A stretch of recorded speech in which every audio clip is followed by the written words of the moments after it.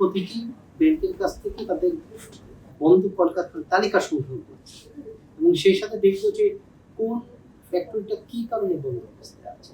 কেউ কি তাদের মালিক পক্ষ বা ম্যানেজমেন্টের লোকজন অনুপস্থিতির কারণে কেউ সিদ্ধান্ত দিতে পারছে না, নাকি কেউ এক্সপোর্ট ওরিয়েন্টেড ছিল কিন্তু গ্লোবাল মার্কেট তারা হারিয়েছে, কোনো এক্সপোর্ট অর্ডার নেই, তারা ফ্যাক্টরি চালাতে পারছে না।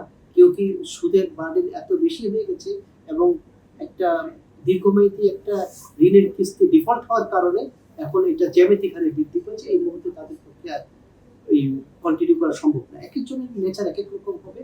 আমরা সবগুলোই কালেক্ট করছি যে কোন ফ্যাক্টরি কি কারণে বন্ধ অবস্থায় আছে, তারপর সেগুলি অ্যানালাইসিস করে সরকারের সাথে বসে একটা সিদ্ধান্ত নেওয়া হবে যে কি ধরনের নীতিগত বা আর্থিক সুবিধা দিলে এই বন্ধ কলকারখানাগুলো আবার উন্নতভাবে চলতে পারবে।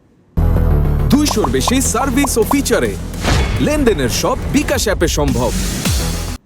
সবাই আছে, আমরা তথ্য সংগ্রহের পরে পরবর্তী ধাপে যাব অবশ্যই, কারণ কি একজনের সমস্যার নেচারটাকে আমরা ওই কম্প্রিহেন্সিভ একটা উদ্যোগ নেওয়া হবে যেখানে সব ধরনের সমস্যাকে অ্যাড্রেস করার চেষ্টা করা হবে।